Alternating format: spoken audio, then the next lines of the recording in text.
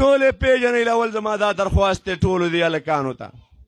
چې ماسخوتن پسې ورشئ چې څوک هم د دې نوم نه اخلم بده خبره ده ټولې پیژنئ کور ته پسې ورشئ یو جرګه اوسه وکئ چې دا پارټي مه خرابوو که ته په حقیقي معنو کې د عمران خان سپایي خو د عمران خان په فیصله باندې به لبیک وې که چېرته ته د چا په ایجنډه باندې روان او د پي ټي آی په مپلر او د پي ټي آی په جنډه باندې پي ټي آی خرابې نو ګورې دا خلک به موږ بیا د خپلو صفونو نه وباسو دا د پي ټي آی خلک نه دی کم تقریر چې ما تاسو سره شیر کو د انورزیب نو دی یو میاشت تقریبا مخکې دا تقریر کړی و په یو جلسه کې او په هغې کې ویلي چې ریحان زیب هغه دی په ځای باندې کینی د پی ټي آی نوم دی نه استعمالوي د پی ټي آی کم هر سازو سامان دی نه استعمالوي او دا دی وګڼي چې موږ په پی ټي آی کې یو او هغه نه دی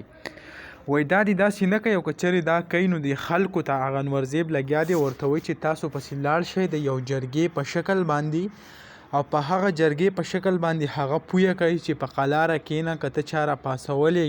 یا ته د چا په ایجنډه راغلی نو دا به تاله ښه نه وي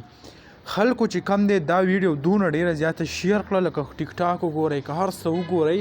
او باقاعده پې خلکو دا لیکل کړي دي وایي کم قاتل چې دی هغه معلوم دی ښکاره دا دی ځکه چې دا وینا یې کړې ده چې بیا به ستا خیر نه وي او بیا به ته په ځای باندې کښېننې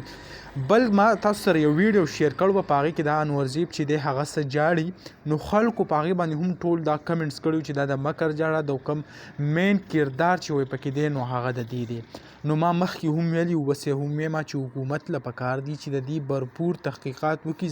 ځکه چې دا قصه ډېر سنګین طرف ته ولاړه شي یا به پکې نور څه مرګونه او څه وشي نو هغو له دا پکار دي چې د دې کم قاتل چې دی هغه زر تر زره ونیسي ځکه دې چې کمې خبرې کړي دي دا ډېر زیات خلکو هغه په ذهن باندې اخیستي دي اخر که موږ وګورو سیاست نه مخکې خلک داسې خبرې کوي خو داسې قسمه دمکیانې او دا چې څه ورکړي سبا لا کار وشي نو بیا خامخا الزامات په هغه کس باندې لګي نو دې کې رښتیا څه نه دي او دروغ څه نه دي هغه به تاسو ټولو ته ښه پته وي دغه لږ لنډه شان ویډیو به تاسو سره هم شریک کولی انشاءالله بل ویډیو کې ملاوي الله حافظ